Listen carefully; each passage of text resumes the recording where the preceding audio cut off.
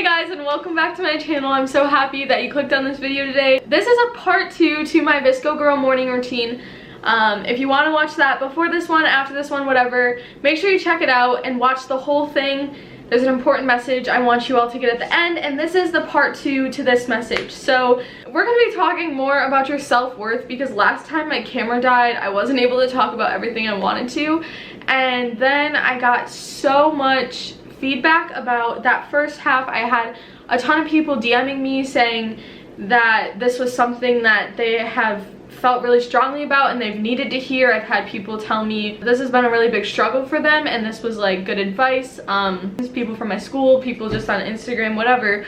But a lot of people saw that video and a lot of people gave me some sort of feedback about it, positive feedback about it. So thank you so much for being supportive of that. I was so nervous to post it, but because of all that positive support, I would like to do a part 2. I think this is a topic that is very, very good to be talked about.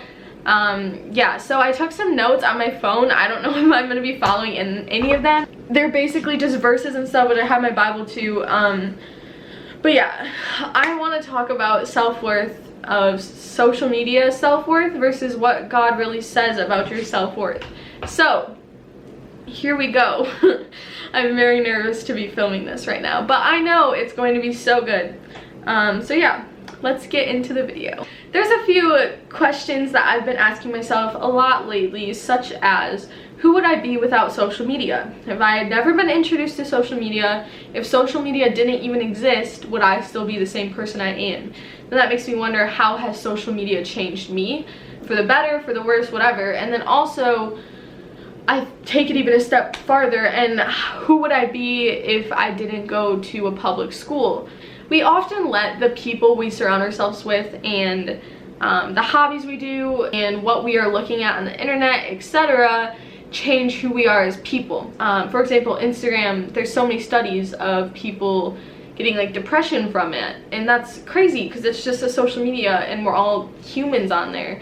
And so yeah, but that's totally off topic. We're gonna keep going. So one thing that I've noticed also is everybody talks about the negatives of self-worth. For example, everyone talks about VSCO and Instagram and the societal standards of beauty as bringing down our self-worth.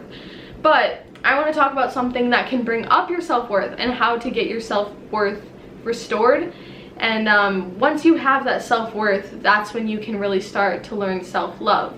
Because you need to know who you are as a person and what your purpose is, what you mean as a person, before you can truly love who you are as a person. Okay, I have a question. Why do we put our worth into things that are temporary? Things like money, popularity, the amount of shoes we have, whether we have a boyfriend or not, whether we have a large friend group or a small friend group. Why are we letting those things decide our worth? Whether it be for the negative or the positive, why are we putting our worth into such temporary things? When really, the only thing that defines our worth is who God made us to be. When an artist makes a painting, they decide its worth, right? So they paint the painting and then they put a price tag on it and say, I'm going to sell this for $150. That is the worth of this painting. But God designed us with a worth way greater than anything that we can even comprehend through money, through power, through popularity. God designed us with a worth so wonderful and amazing that we can't really comprehend. So I want to share this verse with you. I got a new Bible. I really like it. It's a single column journaling Bible. But I'm going to Psalms 139 verse 14. It says, I praise you, for I am fearfully and wonderfully made. Wonderful are your works, my soul knows it very well. I praise you, for I am fearfully and wonderfully made. You are all fearfully and wonderfully made. And that's just phenomenal to know. And God still sees that. Even if you are feeling absolutely awful about yourself, God still sees that you are fearfully and wonderfully made. He still loves you through everything you're going through. And you are not a mistake. You are not an accident. You do belong here. You have purpose. You are fearfully and wonderfully made. You are not a mistake, okay? Even if you feel so miserable about yourself, God still looks at you and says he loves you and he chose you and he has a plan for you. And that is amazing. And I'm not saying this just like preaching to you, because I have gone through all of these things. I have felt so bad about myself and I have been in places where I feel no self-love. But this summer I've really like changed that mindset a lot. I went to a music festival, and that music festival just changed me a lot and really pointed a lot out to me about self-worth and self-love. I'm still learning about all this stuff too, and this is just something that's really been put in my heart lately. So as I continue this video, if I say anything that you disagree with, bash me in the comment section down below. And if you have any questions, DM me, comment them, whatever. I have on my socials, so make sure to go like follow me and tell me what you think about this video. Ask me the questions you have because I want to be here for you. Anyway, I'm getting so off topic. I've hardly gotten through any of my notes. I want to continue to talk about how you were made. Obviously, you were fearfully and wonderfully made, but this just goes to show that you weren't a mistake. So this is Colossians 1:16. For by him all things were created, in heaven and on earth, visible and invisible, whether thrones or dominions or rulers or authorities, all things were created through him and for him. Crazy! All things were created through him or by him and for him. All things were created by him and for him. Wow. God created everything, and he created it for him. That is our purpose, for him. Okay, so we were put on this earth by God, and with the purpose to serve God. All things were created by him, so we're here by the God. He created us, and we're here to serve God. And a lot of people think when I say we're here to serve God is that just means you have to live in a church and you cannot do anything besides pray and read your Bible and do communion and go to baptisms, etc. So when you give your life to Christ, it says in the Bible that faith is followed by works. So you will begin to desire to live for God. And when I say that, that's not just living in a church, becoming a pastor. If that's your calling, great. But God has a different plan on each of your lives, and you can serve God through anything you are doing. So when you're living for him, it's as simple as loving people. And not the worldly love, not like the kissing, date me type of love. But the love it talks about in the Bible. Love is patient, love is kind, love is forgiving. It does not envy, it does not boast. So think of that when you're serving, when you think of living your life for Christ. Think of how you're treating other people. Am I treating them with biblical love? And so your purpose, you're here to live for God. And whether that's letting your light shine by being loving to other people, biblically loving to other people, whether it's sharing your testimony, sharing who Christ is. Okay, that's all we're going to say about that. Many people question why we're here, but that verse so clearly tells us that we are here to live for our Creator. First, it clearly says that we were created by him. Second, it tells us we were created for him. Our purpose is to live for our Creator. So we don't need to be living for what society tells us it's good to live for, or what we put our own pressures on saying it's good to live for. We're not here for money. We're not here for power or popularity.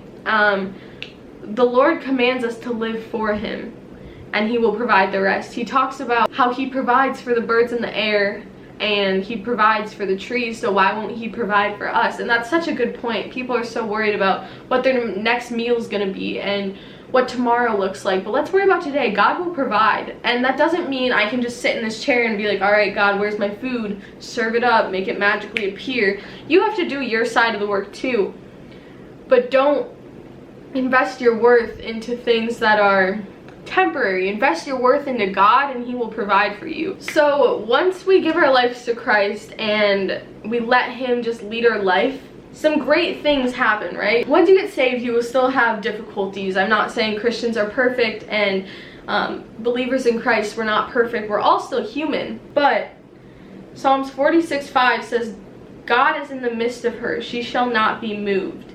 And another version of this is, God is within her. She will not fall. I like this version more. God is in the midst of her. She shall not be moved.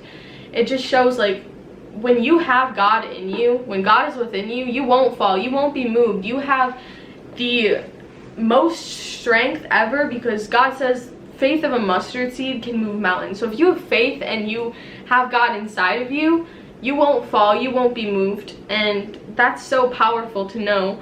There's still going to be hardships, there's still going to be difficulties. Nobody's perfect, we're still going to fall short, but having God inside of you gives you an everlasting joy. Now, joy and happiness are two different things, right?